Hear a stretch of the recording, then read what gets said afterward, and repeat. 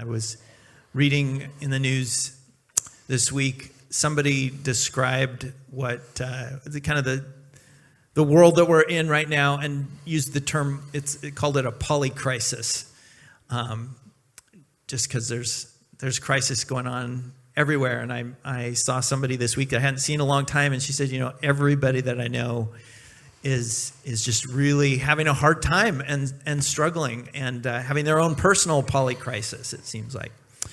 And so what better time to talk to Bill than when everybody's having a hard time. I always love to get the chance to have a conversation up front here. And that just seemed like the right thing to call it, was a big pain time with Bill. My wife agrees. Yeah. But there were really two sparks for this conversation this morning. The first one was a passage that we looked at a couple weeks ago here in our study in Mark, and I'll just revisit it real quickly. I'm going to front load my talking, and then I'll bring it back to you. Yeah, that's fine. And then hand it off here. But the passage, I just wanted to put it up here again to read it real quickly, was out of Mark 1. Where it said, "At that time Jesus came from Nazareth in Galilee and was baptized by John in the Jordan. And just as Jesus was coming up out of the water, he saw heaven being torn open and the Spirit descending on him like a dove. And a voice came from heaven, 'You are my Son, whom I love, with whom I am well pleased.' And then it said, at once the Spirit sent him out into the wilderness, and he was in the wilderness 40 days, being tempted by Satan. He was with the wild animals, and angels attended him." And we talked about how in both of those things, in Jesus' baptism and then going out into the wilderness, it was him really identifying with humanity being under judgment, under the curse, and experiencing the suffering of humanity. And so we said when Jesus was in the river being baptized, it represented him bearing judgment, because he didn't have sin. He didn't need to repent. He didn't need to confess of anything, but he was putting himself in our position. He was accepting the process. He told John, this is the way it needs to be, and submitting to, like, life is just full of process, and being willing to go through it. Identifying with us as sinful people there, and then modeling humility when, like, He's the one who was going to baptize people with the Holy Spirit, and still he went through this process. So there was that, and then in the desert, here he is. He's feeling loneliness. He's suffering the weakness of not eating and being cold and exposed to the elements, and then experiencing the temptation there of Satan. And then facing the threats of, it said the wild animals were there too. So all this is going on. Laura, I feel like there's just a little bit of a ring at the top, so maybe we could pull me down just a little bit. It would be great. So all this to say, Jesus really stepped into human suffering. And I was thinking about a quote by Henry Nouwen, who said, "Our efforts to disconnect ourselves from our own suffering end up disconnecting our suffering from God's suffering for us. The way out of our loss and hurt is in and through." And so just a little visual to go with that is that if this is our pain, and we're always looking for ways to run away from it. That's funny, man. Come on. I love it's serious here. I'll have Maya. I can have Maya do your sketches. Yeah. Those are great. That's awesome. But when we're running away, Christ is there in our pain, and so in essence, we're kind of pulling ourselves away from Him. So okay, that was all spark number one. The second spark was something that you said with you had been talking to. I think you were talking to a client you mentioned, and said that not in specifics. You didn't know. No, you would never. Wasn't a specific client. I don't even know who this was, but you were saying they were kind of wondering why they were there, or you were asking them why they were there, and then you made this comment where you said, "I'm here to help you feel your pain," and that just really struck me because it feels like normally when people think of going to therapy, it's because they want to end their pain. Or they want to get out of it, I would think. And so tell us a little more. Now let's use that as our jumping off point of what do you mean by that statement, and whatever you want to say about that. Yeah, I was wondering if we might just take a minute just to pray real quick. I think that's a great idea. I think anytime that you get into pain, like everyone in here carries something. And sometimes we just kind of jump into it, and I think most of us, I know for me too, like when I'm in a lot of pain, like I don't really want to be in my body. I don't want to feel it. I like that little thing where he's running away from it. But I'm also learning, especially as I get older, like turning and starting to move toward it when you have space, like is better. For a whole lot of reasons. It just feels really uncomfortable and shitty.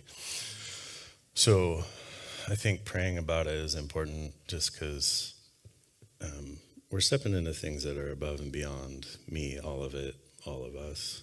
And there is that relationship and that tenderness and that comfort and that relief and healing available to us, but sometimes we're heading off to fix it rather than just figuring out what it is or sitting with it. So if I could just pray real quick, that'd be great. God, it's really you that heals. We just get in on the process with you. I always sense like you're already there before we get there, and that's comforting to me. And God, it's not just pain in and of itself.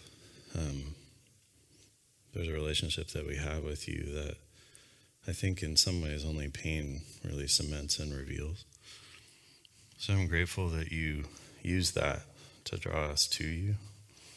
But also, sometimes it just feels so crazy and overwhelming and lost to feel it and not have it heal quickly. And I have no idea what I'm stepping into or talking to today, because there's so many people here that I don't know the depth of what they struggle with, but you do. And God, I pray you just give me the words to speak. It's not on me or anyone else to heal anything. It's on you. And we just want to submit to that as we talk and just be wise about maybe connecting to ourselves and what you've given us to feel and work through and what our crosses are. So we're just grateful that you went before us, and that you know how this is and you know how this goes, and that you hold it. In Jesus' name, amen. Yeah, I think it's weird, but I'm a pain peddler, I guess. I mean, to be honest, when people come in, they have all kinds of reasons as to why they're there. Some I know and some I don't, but it's usually after about a year where somebody comes in, they're like, why am I here? Like, what are we doing? And I always ask them why they think they're there. And a lot of times they're being very unkind to themselves and trying to work real hard to heal. And they feel as exhausted as when they first started, if not more. And then they know a bunch more. And they don't feel relief. And it's kind of at that point where they realize, hey, the things that I'm doing aren't really working. So why am I here? And it's interesting to tell them, like, I'm here to help you hurt better, to hurt deeper, so that you can actually experience joy and comfort, freedom. But yeah, I think that's important to say, like, unless I suffer it, I can't really take anybody anywhere. So I've had to suffer a lot of grief, pain, and I've run from it way more than anybody in here. So I feel like I learned a lot, and I'm learning a lot from that. So I don't know if that makes sense. But yeah, so what do you mean by to hurt better? Yeah, I just think there's a context to our pain, and sometimes it feels like there is no context to the suffering that we're going through. And with Israel, with different things where you just look at it and you're like, it's so much bigger than me, than I can fathom, that I can deal with. And man, that just feels overwhelming. And to be honest, like sometimes the only thing we're left to do is hurt over something or just feel something. And I just think that feels very insignificant in comparison to the things that are going on. But I also think that that's where God enters into our life in a different way, when we're just willing to be vulnerable, willing to hurt. And I've found that that's just where, I feel like God is, of course, everywhere, but he's more in the places that I'm running from. And I find him to be there when I show up there. So I don't know if that makes any sense. But So, Laura, I'm going to drink out of this. Good job on the muting. you talked about somebody, first of all, a year of trying to get to their pain. Well, that's pretty short. That's not a quick fix, basically. But what? Obviously, if we're not feeling our pain, or we're not feeling it in a way that is healing, I guess, or moving us forward, why is it so often that that's where we get stuck or stay there? Can I turn it on you? Oh, no. Yes, of course. So when you think about like the things that hurt you, right? Yeah. I just hate theoretical things, so that, Yep. not hate, but like I don't work in them as well. When you notice like that something's hurting you, like when you go to address it, like what are some of the things that you do like first?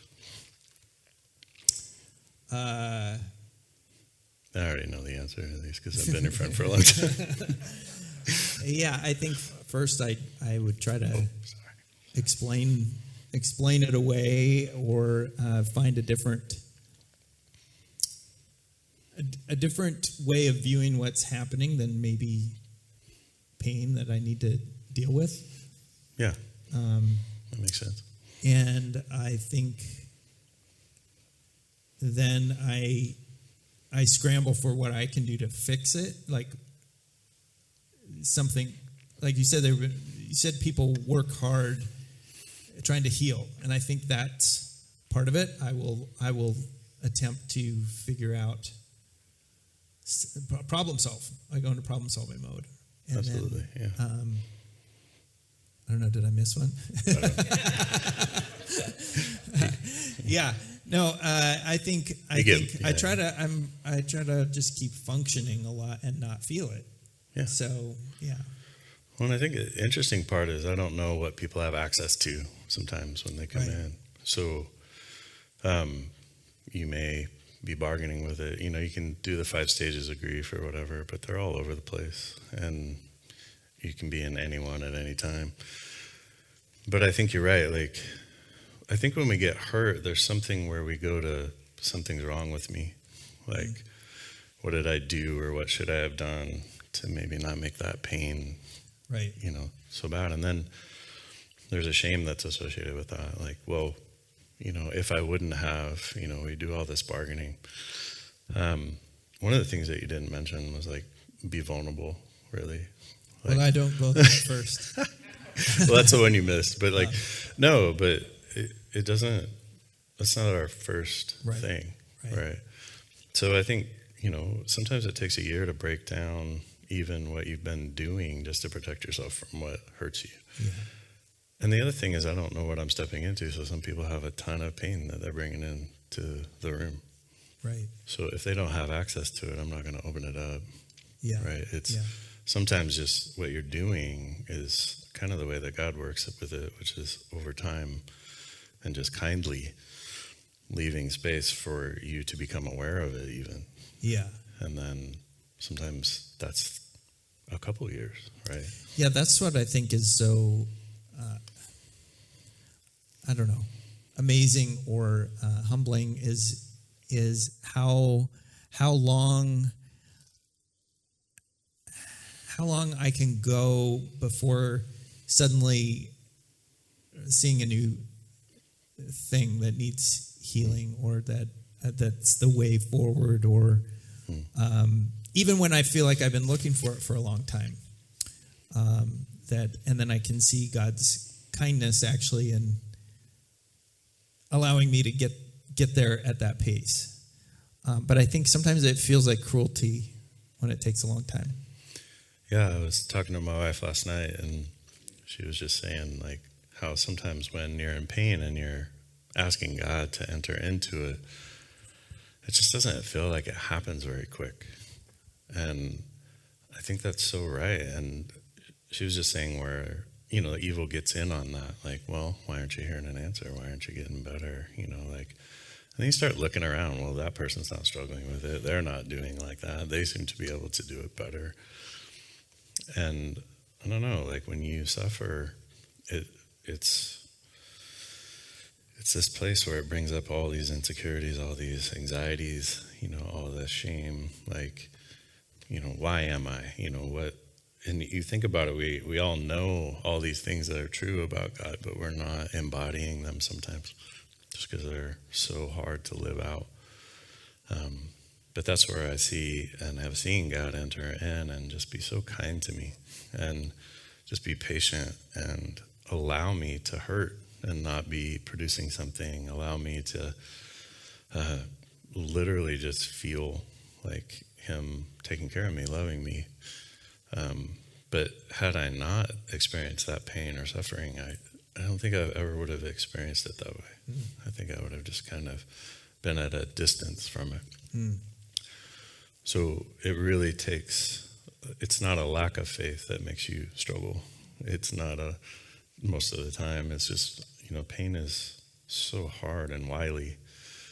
And it's, I think the thing that God is asking us to do to get closer to him, right? Yeah, which I feel like is sometimes counterintuitive with the idea of faith, right? Because our go-to all the time is that if we're believing right, it should alleviate the pain, right? We assume that what we're experiencing that's difficult is somehow because we're not doing it right, or God is not doing it right.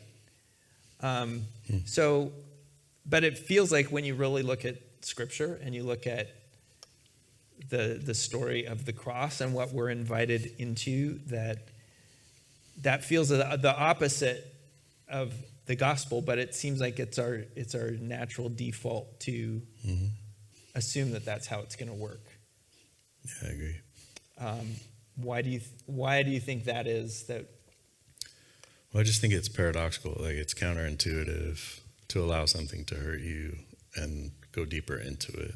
Like, we want that relief and comfort. And I think, look, just to be clear, like, I'm not saying that avoiding pain all the time is, like, bad. Like, sometimes we're experiencing something that is so painful, like, we just can't access it, or we don't have room for it, we don't have space for it. So there are people in here who are suffering on a deeper level that are on a razor's edge, so I'm not saying, oh yeah, you should really jump right in the middle of that. Right. A bruised reed I won't break, a smoldering wick I won't snuff out. There's a gentleness to the way that God actually works with pain. He's not trying to pull the Band-Aid off. He's not trying to cut something off. Like, I think what we're trying to do is work around a pretty big abyss and slowly close it up over time. And that can take a long, long time. But I think he's very honoring of the pain that we have and wanting to be in relationship with in the midst of it. You can even feel it in the room how thick it is when we talk about pain, right? Like, it's just hard. No one really, we don't really want to address it.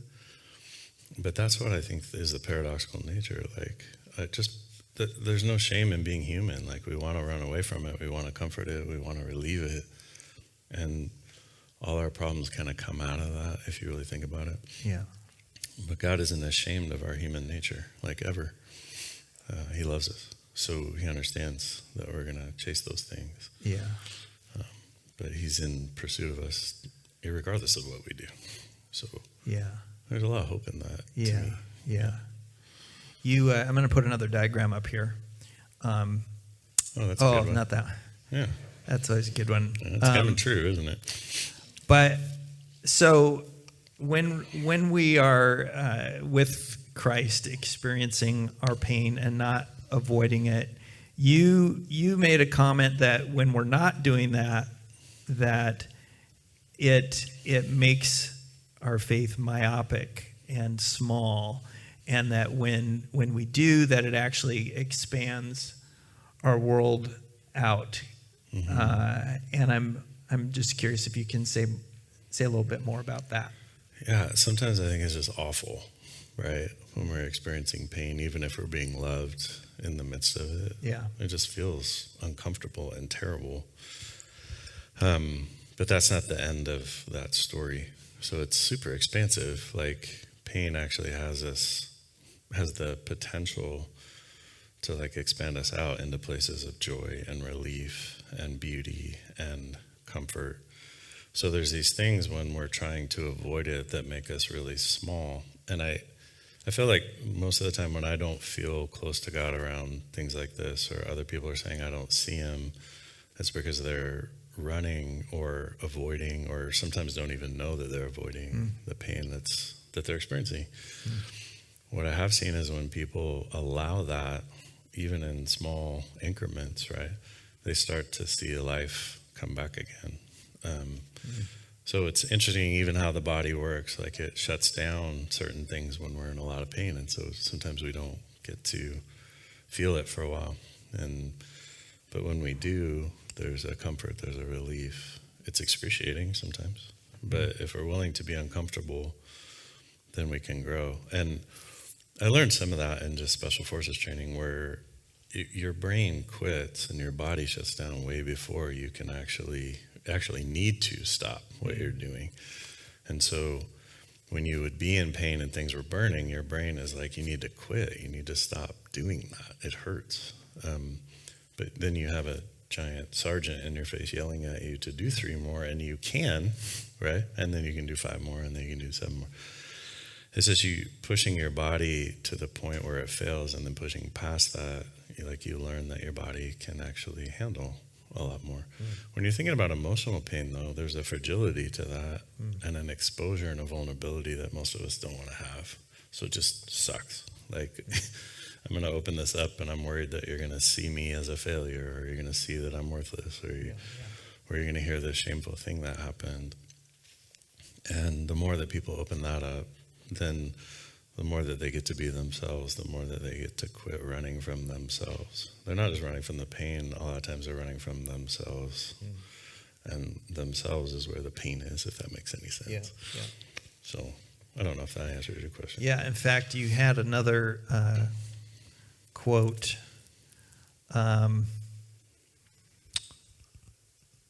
about, see if it's on here next.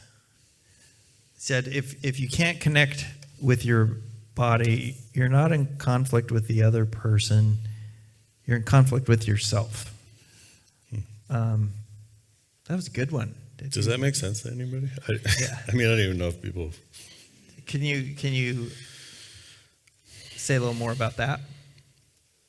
Yeah, I think for me, I grew up being disconnected from my body, just because I was in such terrible situations. And when I finally realized that I could be connected, what I started to realize is, boy, a lot of the conflicts I'm having with my wife, my family, or whatever, are not really about them.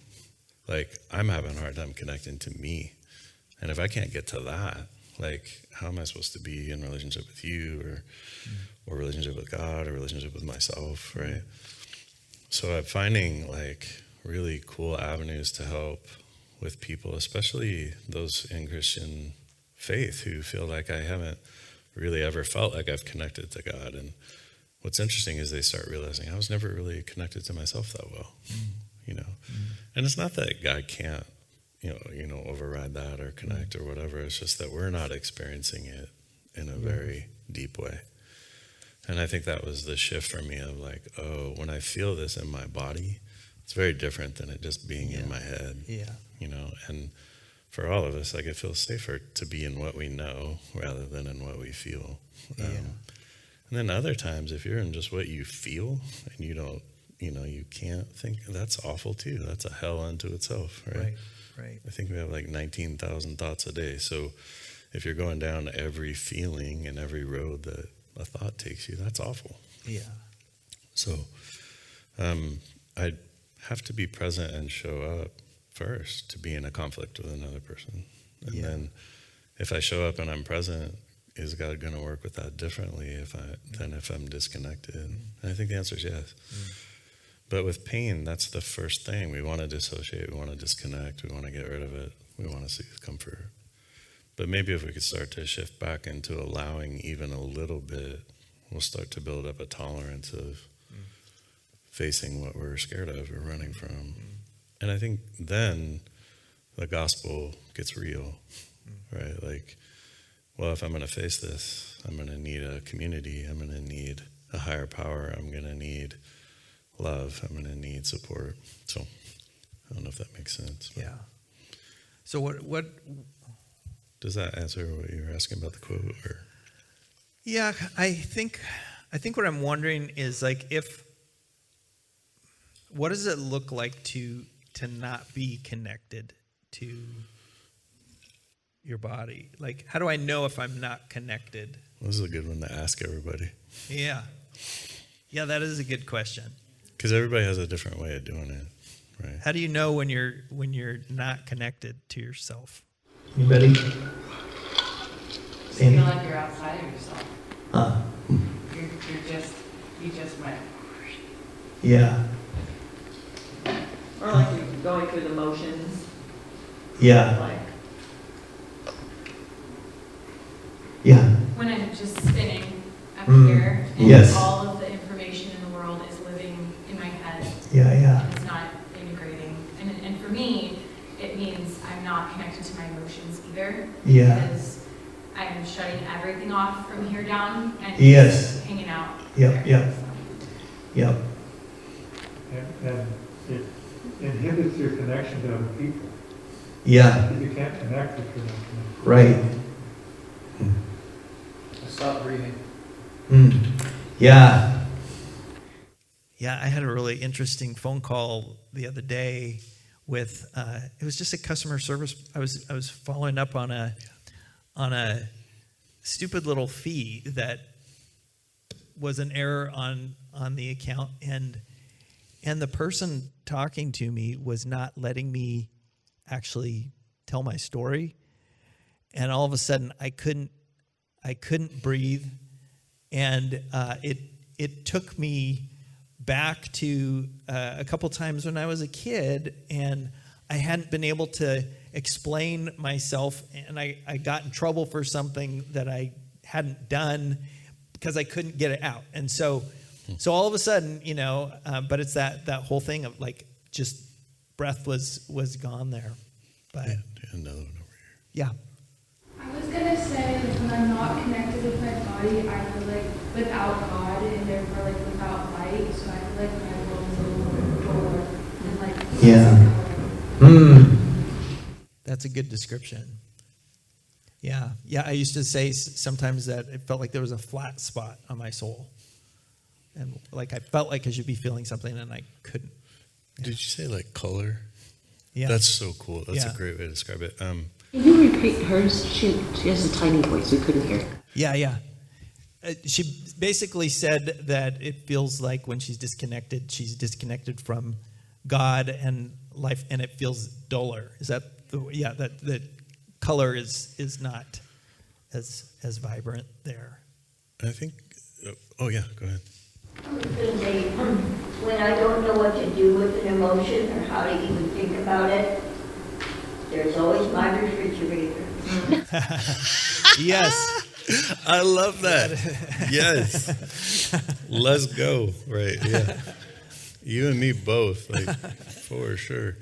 But that is a great way to talk about, if we could put those two things together. What you said is like, when I'm disconnected, I feel like life is black and white, like, and there's no depth to it. It's just 2D. And then when you start to breathe, when you start to look up and stay in your sensation, when you start to allow those feelings to be there, then it starts to transform. And it's not always a pleasant feeling to feel what we're feeling, because sometimes it feels awful, but it's 3-dimensional. And the reality is that's so integral. What she's saying is that if there's a pain, then there's also a beauty. Like, pain and joy are intertwined. There's no way to have one without the other. And if I can't have that, I want ice cream, or I want the fridge, or I want to drink Jack Daniels, or I want whatever, right? Like, because if we're going to suffer and there's not going to be any outcome any different than just feeling the pain, then it's probably better to do all those other things, right? So the reality is, watching this over these last years, I've watched everybody do all those other things. I've done a lot of those other things, and none of them work, and none of them are satisfying. And they make me feel empty and 2-dimensional and colorless.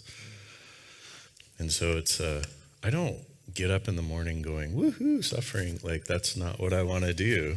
But what I'm finding is, the more that I allow that, the more that I'm met. And the more that I'm met, the color comes in, fills in. And then the pulls to go to the fridge feel less. They're still there because I'm a human being, but I don't feel the pull so hard. And I feel like, I need relationship. I need community. I need to tell Jeff that I'm pissed off today, or whatever, right? Because then I'm in relationship. Right. But I think it's so integral. Like, it's just a good way to remember it. It's called blah. Blah. Breathe. When you breathe, after about 5 to 10 breaths, your body starts to self-soothe and self-regulate. So when you're talking about the spinning, a lot of times the spinning is because we're disconnected from our body, and the traumatic trigger is making us spin in the wrong side of our brain. So we never find the answer to that question. We just spin. And the way to know that you are disconnected or triggered is the breath. Because if you're breathing shallow or not breathing at all, that means you're dysregulated.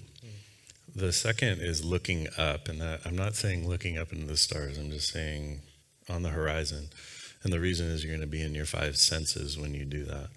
If you want to get back to your body, if you'll notice, when most people get triggered, they look down, and the amygdala and the brain stem actually push your head forward so that you stay out of your sensation when you're in pain. So that's why a lot of people look down.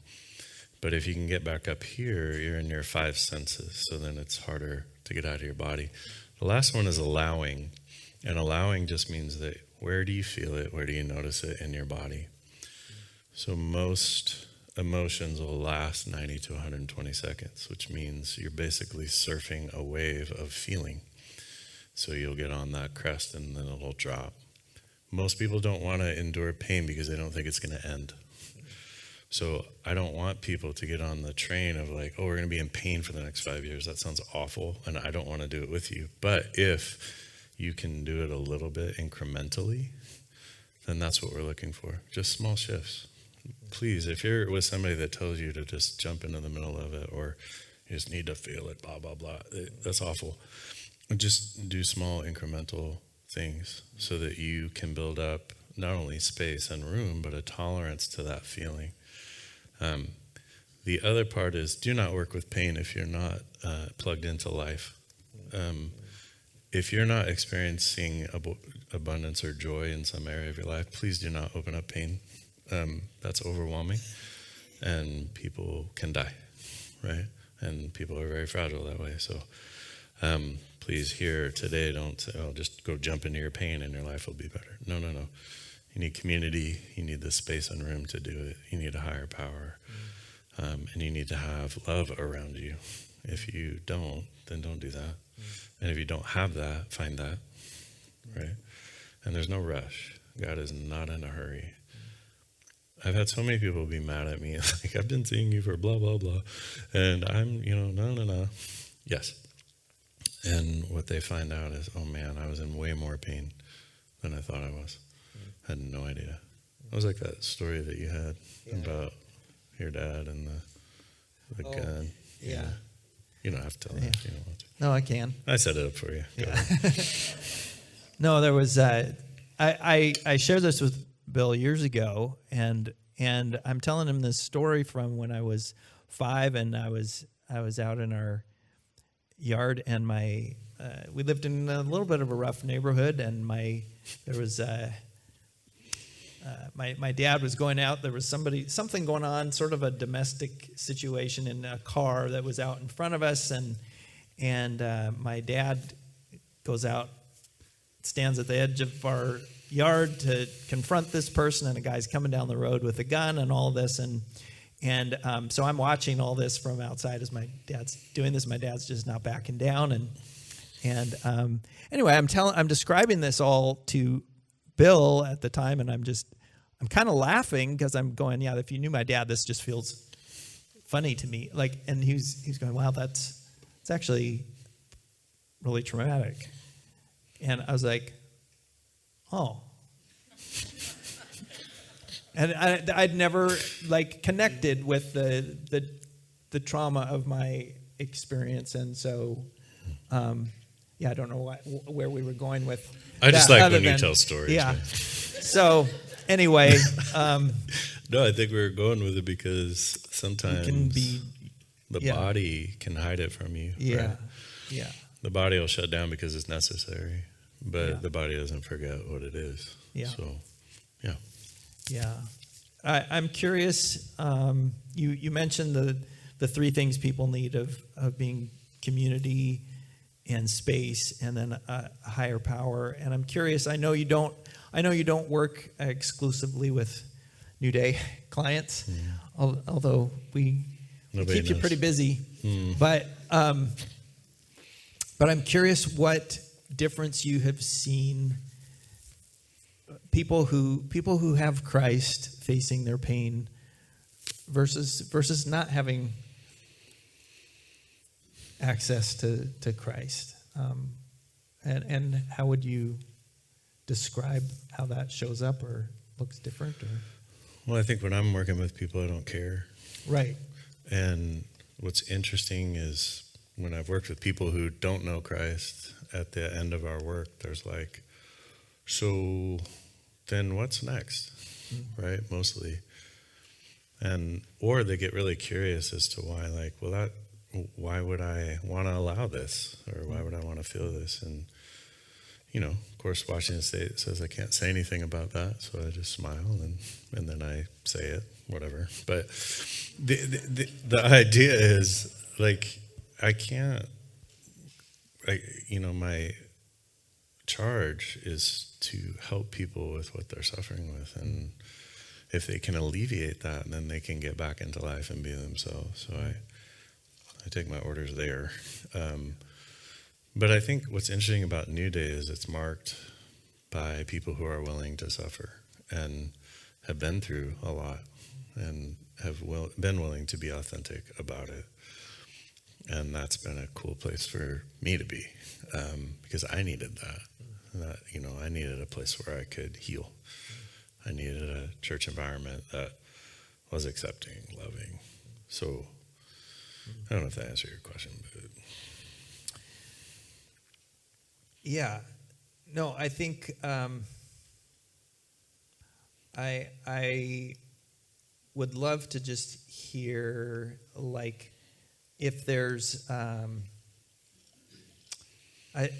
if there's been any particular way that for you personally in facing your own pain that you have seen Christ show up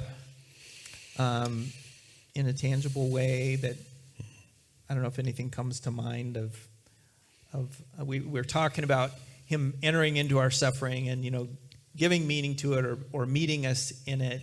And if there's any any thought for you of a way that has actually looked in real life? Yeah, I think one of the reasons I ended up doing what I was doing in life and do now and enjoy it is I don't know that I had necessarily much of a choice about it.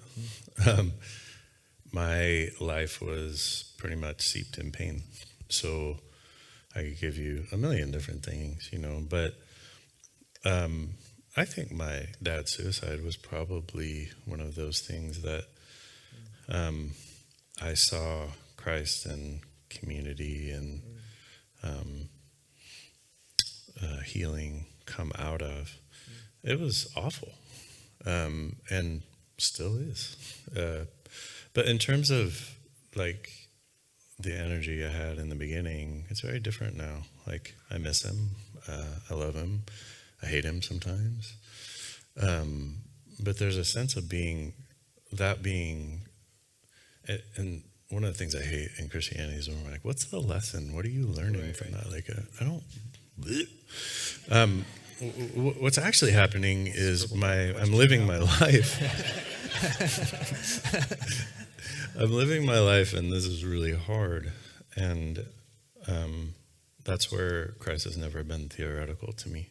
Like, I need him because I can't heal without him. I need him because he's the one that heals and comforts and relieves.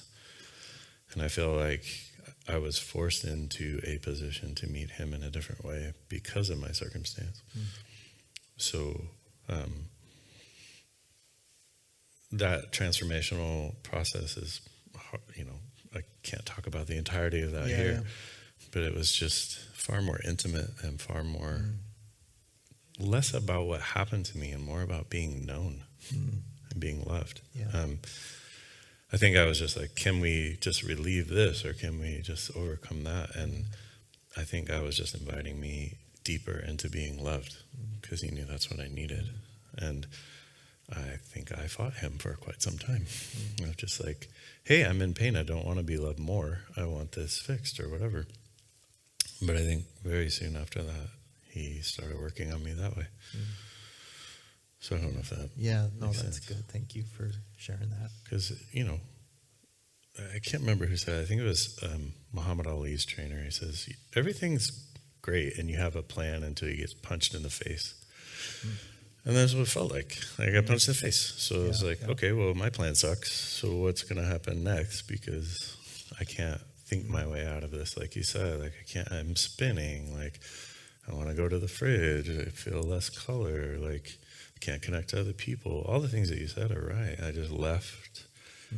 And, I'd always have to try to come back. I have a family to be with. And I have people that love me. So it's like, no, I need to get back to my body.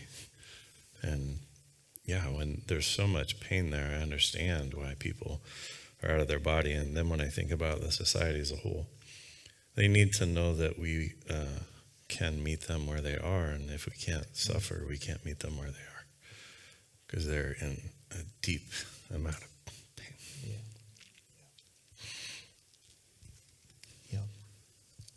You had that was there we go. No, there's this was a line that you said the other day when we were talking about kind of what your hope was for this morning.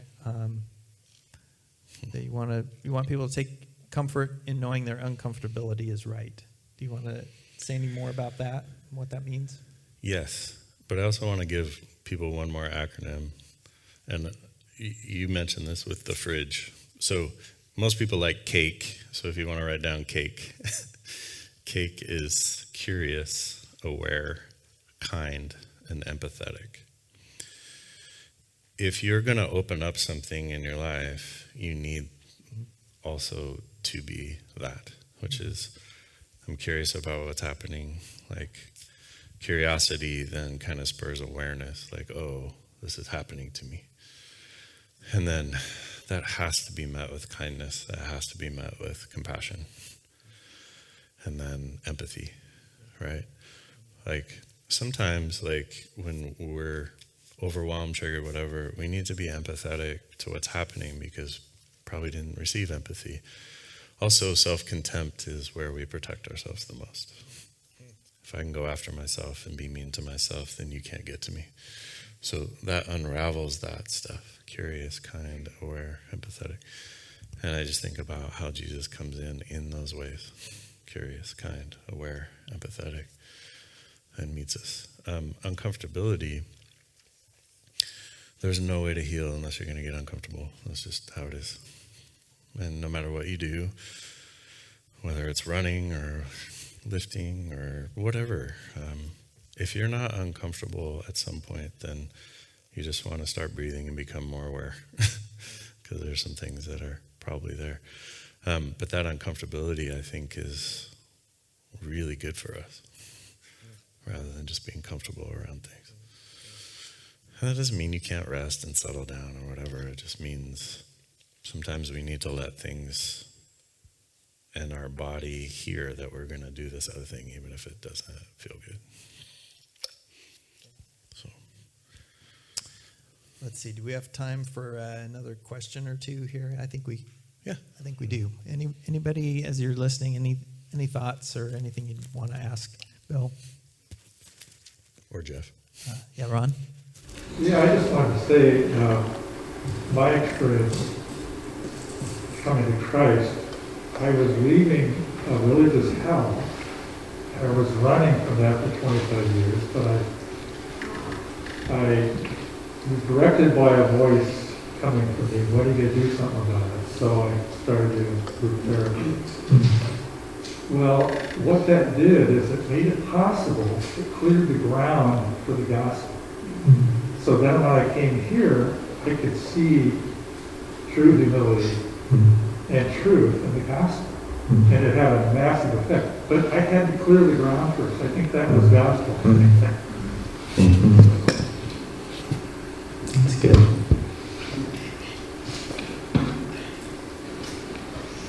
That quote for me made me think too, like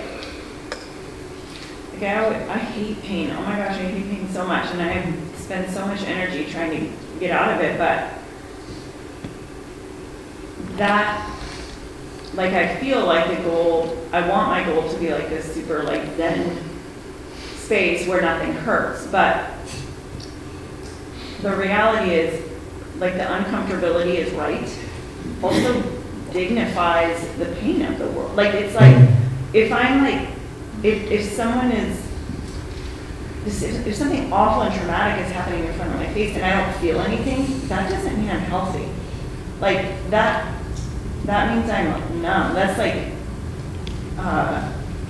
sociopathic, you know? And so it's like we want to avoid discomfort, but I think it dignifies the reality of pain and the reality of the world, and then makes room for the gospel, because it's only when I can acknowledge how bad things are that, like, I can receive how good God is. Right. In a way, you know? Right. Yeah, well, and even the character of the gospel, like, that we're receiving, has suffering at the core of it, you know. And so often, I was just talking with somebody last week who was going, God, what are you doing with the suffering that was happening in her life? And you go, well, that's assuming that God's goal is to protect us from suffering. And you go, well, if Christ went to the cross and said, pick up your cross and follow me, then that's probably going to be part of the picture. And I don't know why it continues to surprise us so much. But Yeah, I just I don't want to belabor the point because it's hard to stay present for this stuff while we're talking about it. Yes. I've seen both my parents destroy their lives by being in constant pain. I used to have to listen to my dad hours and hours telling me how much he suffered because they had gotten a divorce and how his life had deteriorated. it got to the point where I couldn't hold it. I was a teenager, and I would run out the door crying and screaming because it was just too much. But it went on until he died at 81. Now I'm almost 83, and I still have repercussions of that. How do you help somebody to see that they're drowning in pain? They may feel the pain, but they're absolutely being sucked down in a hole, and pain is just pouring and pouring, and they can't escape, and they destroy their lives because of it. Yeah, one, I'm so sorry. And two, I'm amazingly strong, right? Like as a teenager, there's no way a teenager can hold that. And so my experience with that, because I've lived in a lot of things like that, is that that's not actually suffering well. That is, your pain has become the focus of your life, and so it becomes this myopic, reducing like process where you become less than human, to be honest. And so what happens is, because you can't contain that, like it spreads out to everyone around you. And then your relationships are seen through that lens, right? It's, I'm always hurting, I'm always suffering, I'm always, right? And so because that person won't hold it and contain it and deal with it and relieve it, they relive it every day. And anyone that's around them takes it on. So what I would say is you have to get away from people like that, because you have to survive, but as a teenager you can't do that. So you have to run outside. That makes sense. Because it fills up the whole damn house. So that's why I'm saying, look, if you can suffer well and you have the opportunity, please do it. Because I meet with people like that, and I grew up with people like that, and so have you. And the fallout is awful. And this is why I think when he says, hey, bear your cross, die to yourself, what he's saying is, please deal with the pain in your life, because if you don't, not only will you suffer, but those around you will suffer. And that's an example of that. It also makes sense why we run to the fridge, right? If we can't connect to another person and find relief and comfort, we need something consistent, right? So I'm grateful that you got through that, but at a huge cost.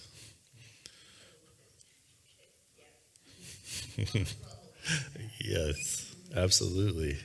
But obviously you're strong or you wouldn't be here. Yeah, Nick? Yes.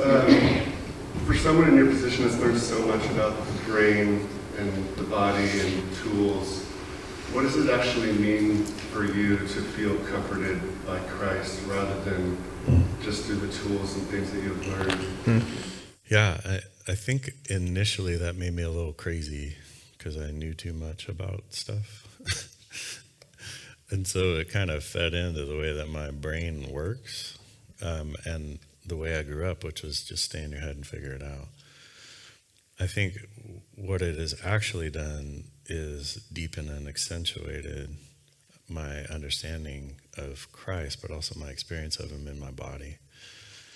Because when I learned these tools, part of what I started to understand is, oh my gosh, like I haven't been connected the way I needed to be. And there's a ton of trauma here, a ton of pain. And what I started to see are these are the incapacitations and the roadblocks that I'm feeling in my relationship with him. And so what it allowed me to do, some of my deepest pain was not receiving what I most needed. And so that's where my brain body was kind of broken. And so as I started to heal that, it was receiving that became the most profound thing to me in my relationship with Christ. Is that, oh my gosh, like I haven't been able to take in grace. I haven't been able to fully embody what that feels like because I haven't been present to that. Like I've been working. So hopefully that answers your question. Like the tools are great, but all it's done is showed me the way, how complex the body is, but the way that it was designed by a creator, the way that it was designed by him. So not only will God protect you from certain things by shutting your brain and body down, but he'll also give you a path out to hook that back up. He'll just click the breaker, right? And once you click the breaker back on, it's there.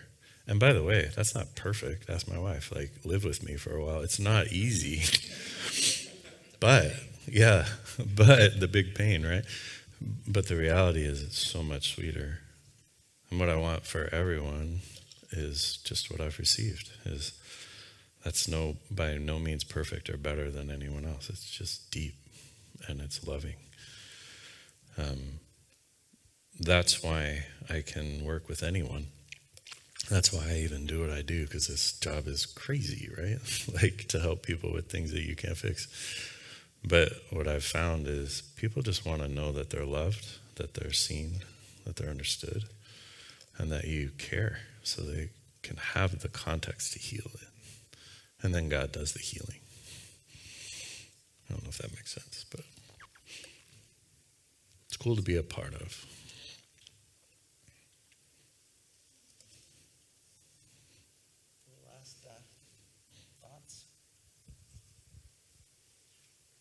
Well, thanks for coming up here and we got fun times, being part of this conversation. Yeah. Right. And so value your wisdom. And I mean, it's just been life-changing for me personally, and it's such a gift to the church. So thank you. It's also important to say that if you hadn't made those steps, like, this doesn't happen the way that it does. Well, I was thinking about what Nick was asking you, and yeah, you know, it is just so interesting to think about the pain that I tried so hard to avoid ended up being the very place where I did experience grace that I didn't know I hadn't already experienced anyway. So I don't know why we fight it so hard, and then ends up being the very place where he meets us. So I'm grateful. Well, let's pray as we close, and just thank God for this time. God, we are grateful that you are a God who can even use the worst, most painful things in our lives as opportunities to reveal more of yourself to us, that you speak to us and can hold us and show us new, beautiful things in the midst of the chaos. And thank you that you are kind to us by allowing us to step away from pain sometimes, and that you are right there when we turn and face it. And so, God, I pray for each person in this room who is carrying different levels of experiences and hardships and suffering. Lord, I pray that you will continue to walk them into those places of dread and meet them each step of the way. I do pray that we could be a good community that is safe for one another, to be vulnerable, and that we could pay more and more attention to the way that your Spirit is showing us things through our bodies and our emotions that need attention, that need care. And so help us to be kind to ourselves and to each other. And thank you for being so patient with us. We're grateful. In Jesus' name, amen.